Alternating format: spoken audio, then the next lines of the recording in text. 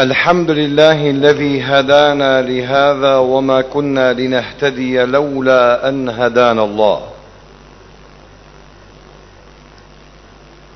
وما توفيقي وما اعتصامي وما توكلي إلا على الله. أحمده وأشكره وأستعين به وأستهديه وأستغفره وأتوب إليه من شرور أنفسنا وسيئات أعمالنا. من يهده الله فلا مضل له، ومن يضلل فلن تجد له وليا مرشدا. وأشهد أن لا إله إلا الله وحده لا شريك له، حكم فعدل وأعطى فأجزل. وأشهد أن سيدنا وحبيبنا محمدا عبده ورسوله، صفيه وخليله، أفضل نبي أرسله، هداية ورحمة للعالمين كمله. اللهم صل وسلم وبارك على هذا النبي الكريم وعلى آله وصحبه الغر الميامين، وسلم تسليما كثيرا. أما بعد عباد الله، ونفسي بتقوى الله، وأحث نفسي وأحثكم على طاعته، وأستفتح بخير الكلام، كلام الله سبحانه وتعالى، حيث قال في سورة الروم: ظهر الفساد في البر والبحر بما كسبت أيدي الناس لنذيقهم بعض الذي عملوا لعلهم يرجعون. أمة سيدنا رسول الله صلى الله عليه وآله وصحبه وسلم، لا بد لكل مسلم أن يهتم لأمر باقي المسلمين، فلا يستطيع الواحد منا أن يقول ما لي وللناس، وما لي وللمجتمع، وما لي وللآخرين. النبي عليه الصلاة والسلام يقول: من لم يهتم لأمر المسلمين فليس منهم. فكل شيء ينفع المسلمين يجب أن نسعى إليه، وكل شيء فيه ضرر للمسلمين يجب أن نتناهى عنه وأن نجتنبه. ألم يقل عليه الصلاة والسلام: مثل المسلمين في توادهم وتراحمهم كمثل الجسد الواحد، كمثل الجسد الواحد إذا اشتكى منه عضو تداعى له سائر الجسد بالحمى والسهر. إذا أصاب الإنسان شيء ما أو مرض ما أو ألم ما في أي عضو من أعضائه، في يده مثلا، قال باقي الجسد: ما لنا وما لليد، ما لنا وما لها، علينا من أنفسنا وذواتنا ننام وننعم بالراحة ودعوها تتألم. هل هذا الذي يحدث؟ أم ترى الجسد كله في حالة استنفار كاملة، يحاول أن يخفف هذا الألم عن اليد ويهتم لهذا الألم اهتماما كبيرا. هكذا يجب أن تكون الحالة في المسلمين عامة، حيث المسلمون كالبنيان المرصوص. هكذا قال عليه الصلاة والسلام: المسلمون كالبنيان المرصوص يشد بعضه بعضا. لذلك اليوم نتحدث عن هذا الفساد الذي قال عنه الله سبحانه وتعالى ظهر، وعندما يستخدم الماضي من أجل تقرير ما في المستقبل فلأهميته ولأهمية حدوثه،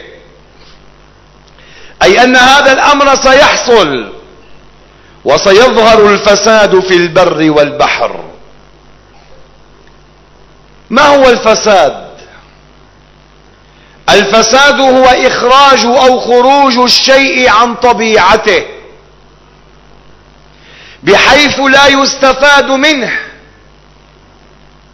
فالهواء مثلا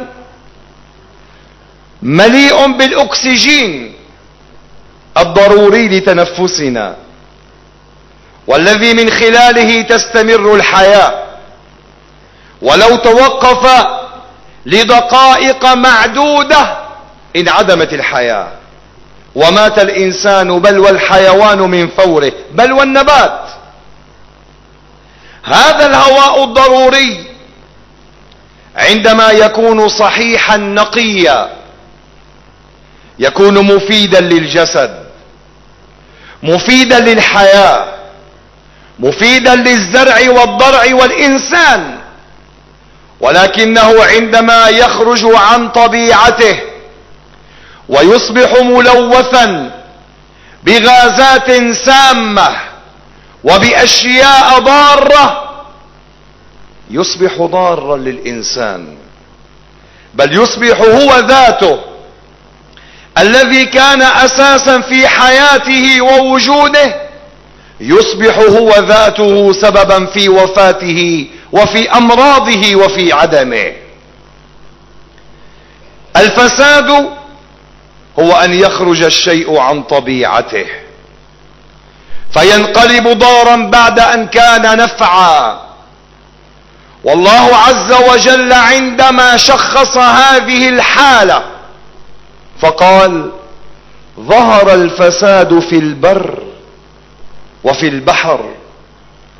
اليوم نرى هذا البر الذي نعيش فيه كيف أنه أصبح ملوثا، كيف أنه أصبح ضارا، نباته أصبح ضارا، ثماره لم يعد فيها النكهة التي كنا نعرفها أو التي كان يحدثنا عنها آباؤنا وأجدادنا. نأتي اليوم بالفواكه فنراها لونا بلا طعم، نأكل هذه الفواكه فلا نشعر بلذة فيها ولا بطعم مستساغ، إنما هرمونات ومصبغات وألوان ليس منها أي فائدة للجسد. بينما كانت في الماضي، وقد حدثنا عن ذلك، أن بعض الثمار التي نراها اليوم صغيرة ضئيلة في الحجم كانت في ذاك الوقت بحجم كبير وطعم لذيذ وفائدة جمة. ظهر الفساد في البر، فسد الجو وفسد المناخ وفسدت الأرض. اليوم نسير في دمشق بالقرب من أنهارها التي كان يشرب منها الناس ويستخدمونها في عجنهم وفي طبخهم، وكثير منا كان يسمع ذلك. نحن لم نشاهد ذلك، ولكننا سمعنا من آبائنا ومن الذين سبقونا كيف أن القنوات سميت بالقنوات لكثرة الأقنية، أقنية الماء العذب الصافي التي كانت تمر بها. أنا عندما كنت صغيرا كنت أسير في حواري دمشق، وأنا ابن الحواري، أسير في حارات دمشق فأرى الماء العذب الطيب السلسبيل يخرج من صنابير الماء التي كانت تملأ جدران العمارة والعيبة وهذه المناطق الشعبية. اليوم إذا سرنا بجانب الأنهار احتجنا إلى أن نضع الكمامات على أنوفنا من شدة قبح الروائح التي تنبعث من هذه الأنهار. ما الذي غيرها؟ ما الذي جعلها على غير حالتها الطبيعية؟ ما الذي جعلها تخرج عن طبيعتها فتصبح فاسدة لا ينتفع منها زرع ولا ينتفع منها ضرع ولا ينتفع منها إنسان؟ ظهر الفساد في البر وكذلك في البحر. نجد أن الأسماك قد تربت على فضلات وأمور سامة، حيث أصبح يحذر كثير من الدول من تناول الأسماك في بعض البحار. كل ذلك من أجل ماذا؟ بما كسبت أيدي الناس. عندما يقوم الإنسان أو المجتمع بالمعاصي وبالاجتراء على الله بها تخرج الأشياء عن طبيعتها النافعة فتصبح ضارة فاسدة. عندما يجترئ الإنسان على الله بمعاصيه تصبح هذه الأشياء التي كانت فيها المتعة واللذة والسرور والراحة يصبح فيها النكد والشقاء والتعاسة. تعالوا بنا إلى الزواج، إلى هذه العلاقة بين الرجل والمرأة، علاقة جسدية فيها المتعة والشهوة. عندما حدد الله هذه العلاقة بالزواج فقط رأيت السعادة ورأيت السرور بين الأزواج، ورأيت الناس في ذلك الوقت في بحبوحة من الرزق على الرغم من قلته. فليس المهم في الرزق هو الكثرة، بل المهم فيه هو البركة. البركة عندما يكون الرزق قليلا بعدده كثيرا ببركته ترى الإنسان غنيا على الرغم من قلة رزقه، وعندما يكون الرزق كثيرا في عدده وتعداده وقليلا ممحوقا في بركته ترى الإنسان في ضائقة ولو كان في كثرة في رزقه.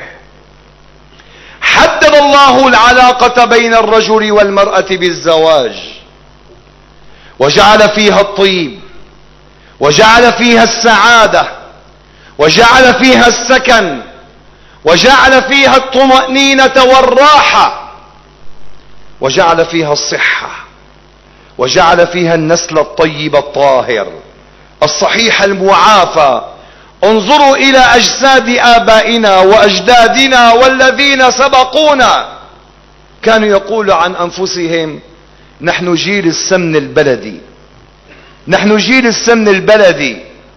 تراه لا يشكو من مرض ولا يراجع طبيبا ولا يأخذ دواء، تراه بقوة وعنفوان من أول حياته إلى أن يموت. لا ترى فيه ضغطا ولا سكرا ولا ترى فيه من هذه الأمراض التي نعرفها اليوم والتي ما عرفها آباؤنا ولا أجدادنا. لماذا كان ذلك كله؟ كان ذلك لأن آباءنا عرفوا أن العلاقة بين الرجل والمرأة قد حددها الله بالزواج، فما عرفوا طريقا أخرى. ولكن تعالوا بنا اليوم لننظر إلى مرض واحد، كيف أن الله جعل، أو كيف نحن جعلنا الفساد في هذه العلاقة بما كسبت أيدينا، فأصابنا الله بهذه الأمراض التي لم تكن تعرف بأسلافنا. الإيدز هذا الفيروس الضعيف الذي أثبت العلم والطب أنه أضعف فيروس على وجه الأرض. فيروس الرشح أقوى منه، فيروس الرشح أقوى منه. فيروس ضعيف لو خرج من الجسد ثانية واحدة لمات، ليس له قوة وليس له مكانة. الله سبحانه وتعالى قد زود هذا الجسد بملايين من الجنود، من الكريات البيض.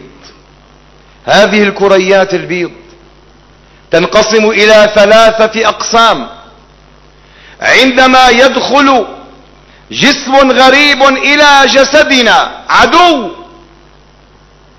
يخرج الصف الأول من الكريات، وهي تسمى بكريات الاستطلاع. جيوش منظمة جعلها ربي لحماية هذا الجسد الضعيف. تخرج هذه الكريات لتستطلع هذا الدخيل أهو صديق أم عدو. وعندما تكتشف عداءه تقوم بفرز أنزيمات تحلل فيها شفرة هذا المخلوق. ما هو تركيبه؟ ما هي صفاته؟ ما هو السلاح الذي يجب أن يستخدم ضده؟ قد يكون السلاح نوعا يستخدم مع نوع آخر غيره. ثم تنقل الأوامر إلى كريات الهجوم المقاتلة التي تحمل سلاحها وتذهب إلى ذلك العدو فتحيط به من كل جانب وتنهال عليه بالضرب والقتل حتى تقضي عليه. ثم يأتي بعد ذلك دور الكريات التي هي النوع الثالث، التي تأتي إلى أرض المعركة فتقوم بكنس هذا الدخيل ورميه مع الفضلات، فتبارك الله أحسن الخالقين. هذا الجسد وهذا الجيش العرمرم يقف عاجزا أمام هذا الفيروس الضعيف، عاجزا لا يستطيع أن يفعل شيء، لأن هذا الفيروس على ضعفه خبيث، يدخل متنكرا بزي أحد الجنود، يتنكر بزي أحد الكريات البيض، فتظنه الكريات البيض أنه واحد منها، فتتركه ولا تقترب منه. ولكنه عندما يتمكن في مكانه، وأنتم تعرفون أن هذا المرض لا يظهر إلا بعد 6 أشهر أو أكثر، عندما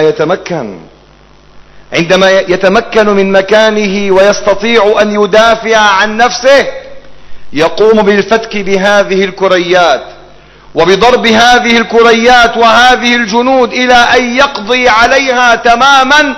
وإذا بهذا الجسد 2 مترين ونص، 180 سنتي، 150 كيلو، ينهار فجأة وينتهي الأمر به إلى الموت.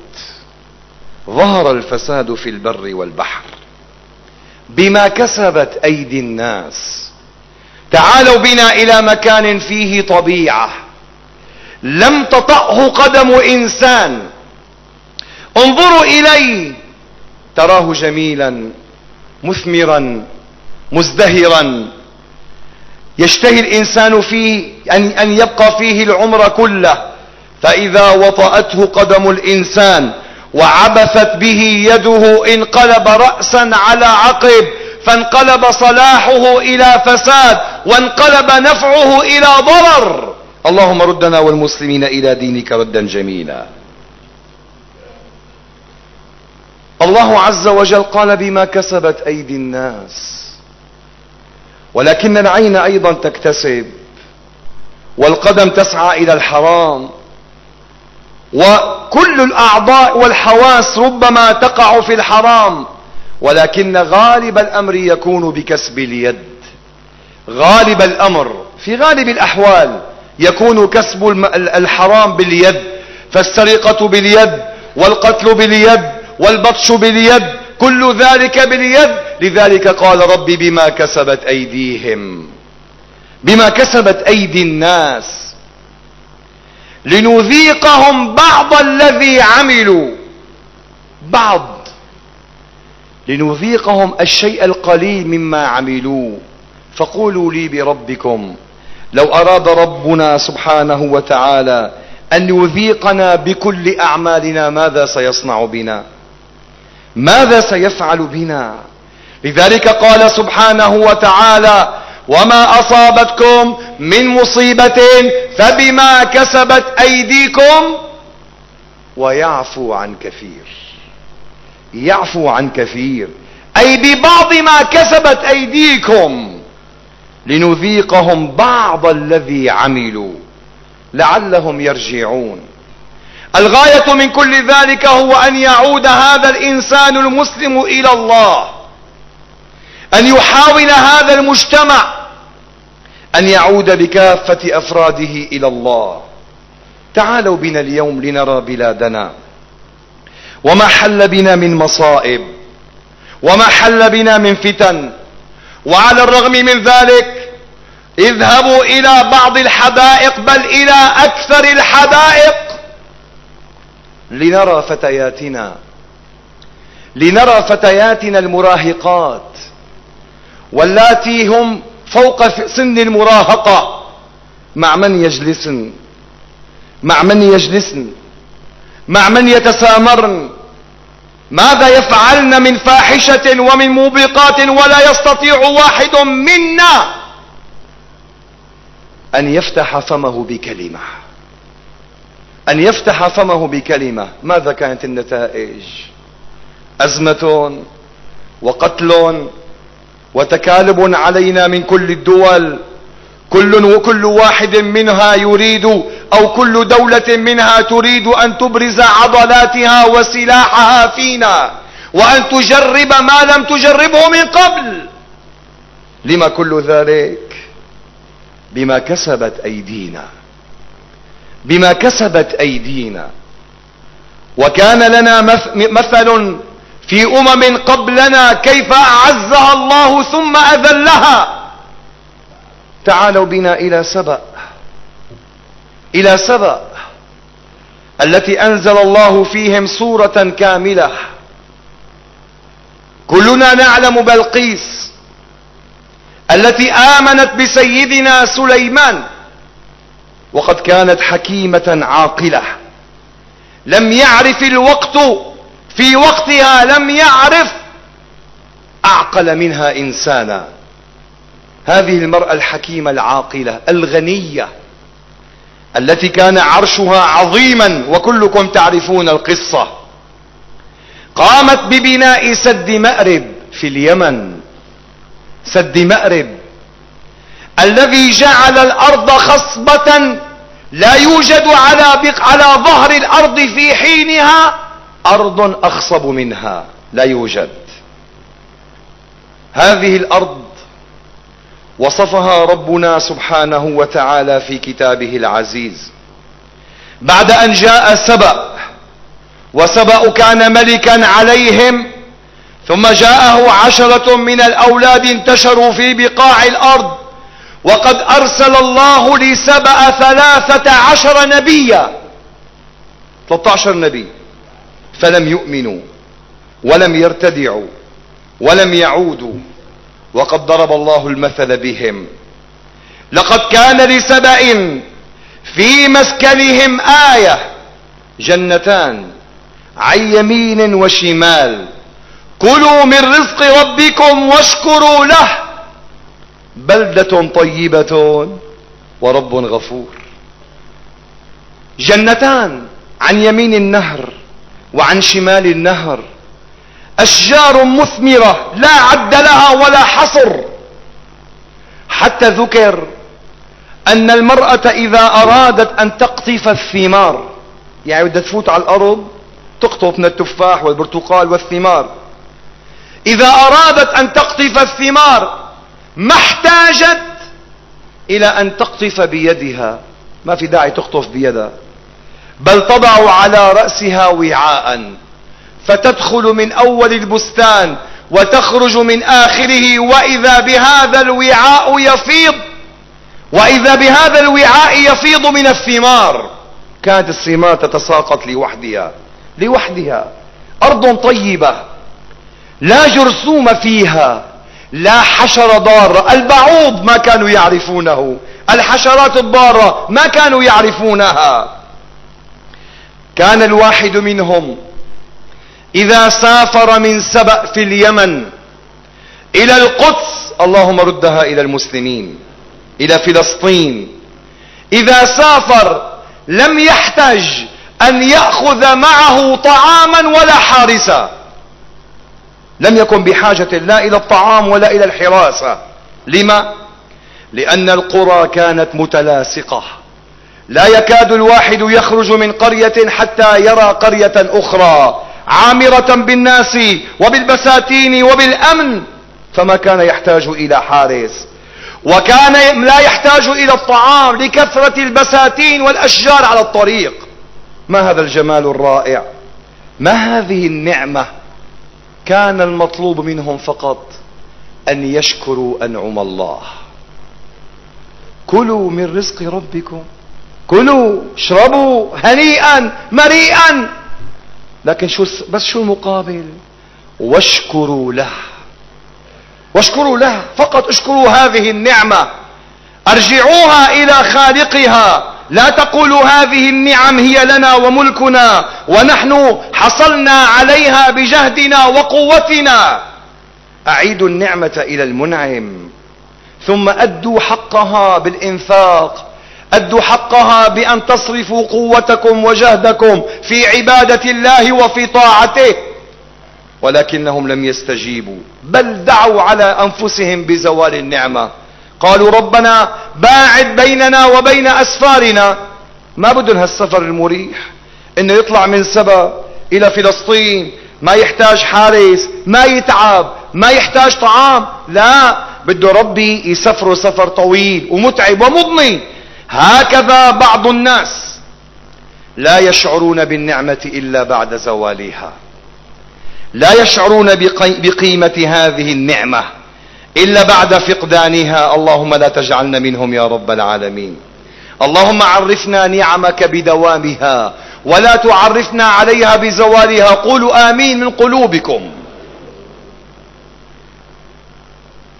أعرضوا فأرسلنا عليهم سيل العرم فبدلناهم جنتيهم بجنتين ذواتي أكل خمط وأثل وشيء من سدر قليل، ذلك جزيناهم بما كفروا وهل نجازي إلا الكفور، وهل نجازي إلا الكفور. لما فعلوا ذلك وأعرضوا عن نعم الله وعن شكر الله، أرسل إليهم طائرات الميج وطائرات الشبح والصواريخ البالستية العابرة للقارات. ماذا أرسل إليهم؟ أرسل إليهم أدنأ الحشرات وأحط الحشرات. أرسل إليهم الجرذان، الجرز. أرسل إليهم هذا الحيوان أو هذه الحشرة الدنيئة الوضيعة التي تعيش، تعرفون أين مكانها وأين إقامتها. أرسل إليهم هذا الجيش من حيث لا يشعرون، وكان يعمل ليلا. الجرز لا يعمل إلا بالليل، كان يعمل ليلا، عندما يستيقظون يختبئ، عندما ينامون ينشط.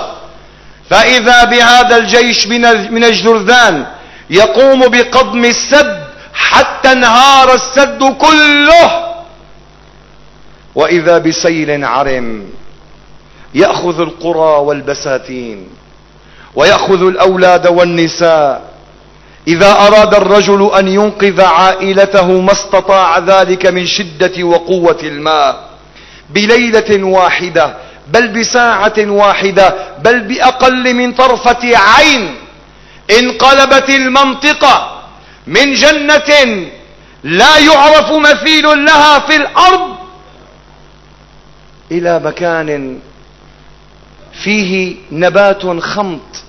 خمط يعني معسئل، وأثل يعني مر، وسدر يعني شجر لا قيمة له ولا نفع له ولا طعم له ولا يتغذى به. كل ذلك لما عصوا، كل ذلك لما كفروا، كل ذلك لما ابتعدوا عن الله. وهل يجازي الله إلا الكفور؟ لذلك يا أيها الأحبة، علينا أن نعود إلى الله، علينا أن نرجع إلى أنفسنا وإلى مجتمعاتنا. الحبيب المصطفى من تحبون أن تصلوا عليه عندما أفاق من نومه مذعورا وقال: ويل للعرب من شر قد اقترب، وصار يحدث عن يأجوج ومأجوج ويقول بأنه قد فتح اليوم بيننا وبينهم ثغرة، وأشار بيده هكذا. فقالت أم سلمة: يا رسول الله أنهلك وفينا الصالحون؟ أنهلك وفينا الصالحون؟ قال: بلى، نعم، نهلك وفينا الصالحون إذا كثر الخبث. تعالوا بنا إلى أحد، عندما أمر النبي صلى الله عليه وسلم الرماة ألا يغادروا الجبل، وقاموا بمعصية أمر النبي وعصيان أمر النبي، لا تعمدا بل تأولا، أول المعصية ولم يتعمدوها، أولوها. قالوا: انتصر المسلمون، لما بقاؤنا هنا؟ عندما نزلوا من على الجبل وقتل من المسلمين 70 وجرح 70، كثرة كبيرة في ذلك الوقت. هل كان جميع القتلى من الرماة؟ هل فقط الرماة الذين عصوا أمر الحبيب صلى الله عليه وسلم هم الذين قتلوا وجرحوا؟ هل كان القتل والجرح فيهم فقط، أم قتل منهم القليل جدا وربما لم يقتل منهم أحد أي من النازلين، بل قتل الذين بقوا على الجبل ونفذوا أمر الحبيب المصطفى صلى الله عليه وسلم، ومنهم سعد بن جبير.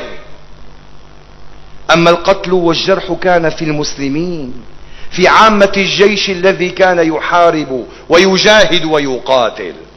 يا أيها الأحبة، إن لم نعد إلى الله وإن لم نراجع حساباتنا سيبقى هذا الفساد يظهر فينا في البر والبحر.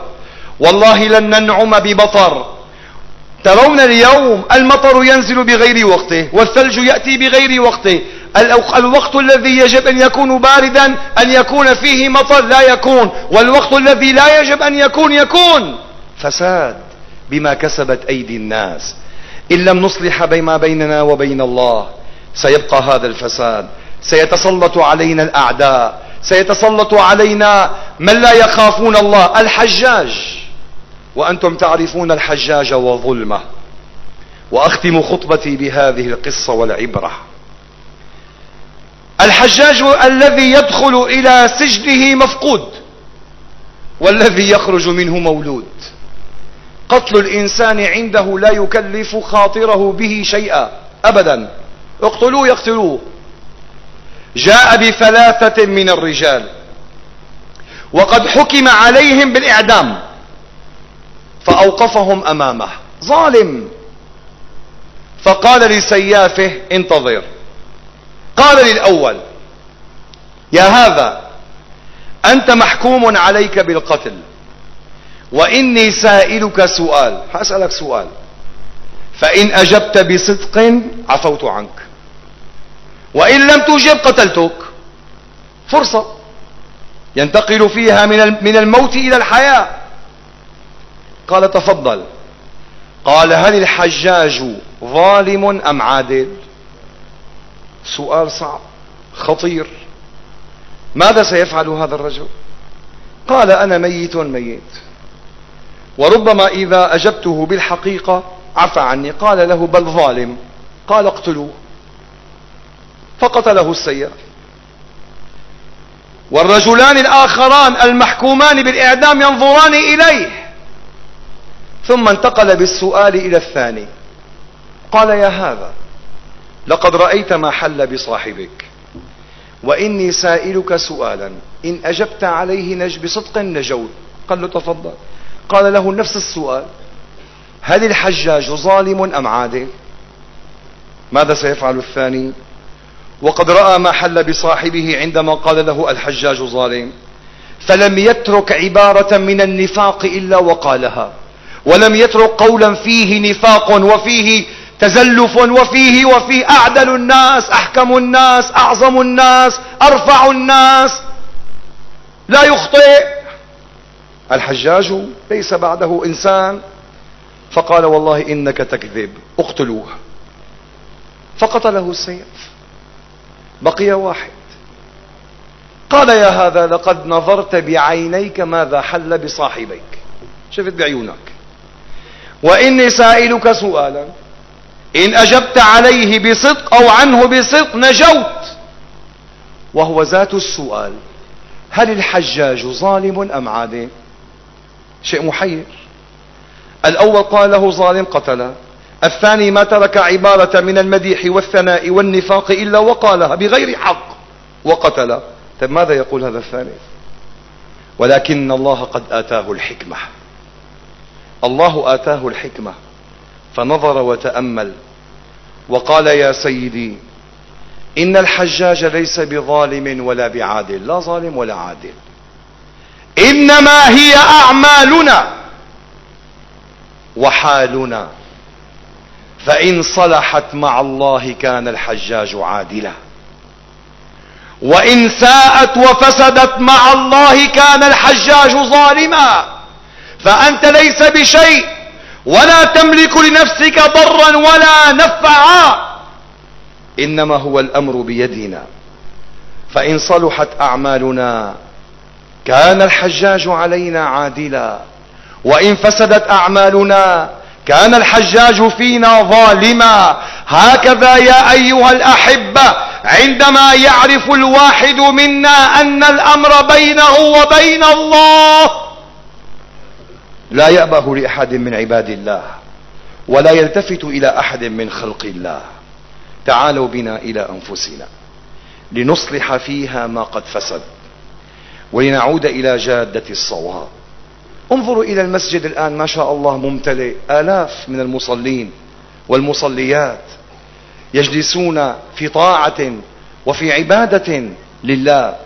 تعالوا غدا يعني بعد ساعات إلى صلاة فجر يوم السبت، وانظروا إلى العدد. هل هو ربع هذا العدد؟ لا، يعني أقل من ربع بشوي. لا ما بيطلع 10% ولا 5% من الحاضرين الآن. تعالوا بنا لننظر إلى أنفسنا، إلى ما قد ضيعنا، إلى ما قد فرطنا. والله إن الأمر خطير وإن الأمر عظيم. والله سبحانه وتعالى لم يغلق باب التوبة ولا باب الرجوع ولا باب العودة إلى الله. اللهم ردنا إلى دينك ردا جميلا يا أكرم الأكرمين. أقول قولي هذا وأستغفر الله لي ولكم فاستغفروه يغفر لكم، فيا فوز المستغفرين. استغفر الله.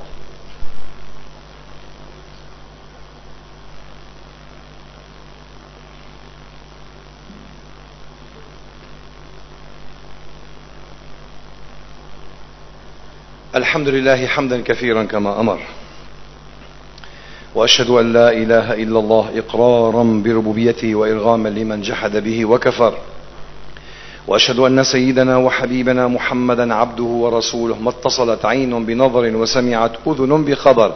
عباد الله اتقوا الله فيما أمر وانتهوا عما نهاكم عنه وزجر، وأخرجوا حب الدنيا من قلوبكم فإن حبها إذا استولى أسر، واعلموا أن الله أمر بأمر عميم بدأ فيه بنفسه وثنى بملائكة قدسه بقوله تعالى: إن الله وملائكته يصلون على النبي يا أيها الذين آمنوا صلوا عليه وسلموا تسليما. اللهم صل على سيدنا محمد وآل سيدنا محمد كما صليت على سيدنا إبراهيم وآل سيدنا إبراهيم، وبارك على سيدنا محمد وآل سيدنا محمد كما باركت على سيدنا إبراهيم وآل سيدنا إبراهيم في العالمين إنك حميد مجيد. وارض اللهم عن الصحابة الشرفاء السادة الخلفاء أسيادنا وموالينا الكرام أبي بكر وعمر وعثمان وعلي، وارض اللهم عن بقية الصحابة والتابعين وتابعيهم بإحسان إلى يوم الدين. أيها الأحباء، عندنا 3 لجان اليوم لجمع التبرعات: جمعية التعاون الخيرية، والتعليم الشرعي. شيخ صالح، التعليم الشرعي. طبعا التعليم الشرعي غني عن التعريف. نحن اليوم بحاجة إلى إنشاء هذا الجيل الذي كنت أتحدث عنه الآن. فالذي لا يستطيع أن يدرس في المعاهد الشرعية والمدارس الشرعية على الأقل ينفق في سبيل إنشاء طالب علم يحتاجه المجتمع في هذا الوقت. والله نحن بحاجة إلى هذا الجيل، ولن يتغير شيء إلا بهذا الجيل وبهؤلاء الشباب.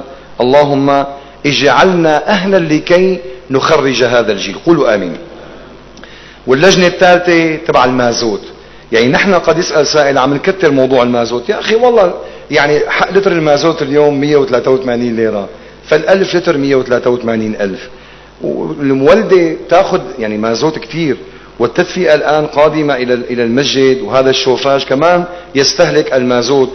يعني ماذا نفعل؟ لذلك نصر ونلح على أن نجمع التبرعات من أجل هذه المادة الضرورية اليوم. اللهم أخلف على كل من ينفق في سبيلك. اللهم اغفر للمسلمين والمسلمات، المؤمنين والمؤمنات، الأحياء منهم والأموات، إنك يا مولانا سميع قريب مجيب للدعوات. اللهم إنك تعلم ما نزل بنا، اللهم إنك تعلم ما نزل بنا، ونحن نعلم يا الله أنه ما نزل بلاء إلا بذنب ولا ارتفع إلا بتوبة. اللهم إنا نعلنها توبة نصوحا بين يديك، اللهم إنا نعلنها توبة نصوحا بين يديك.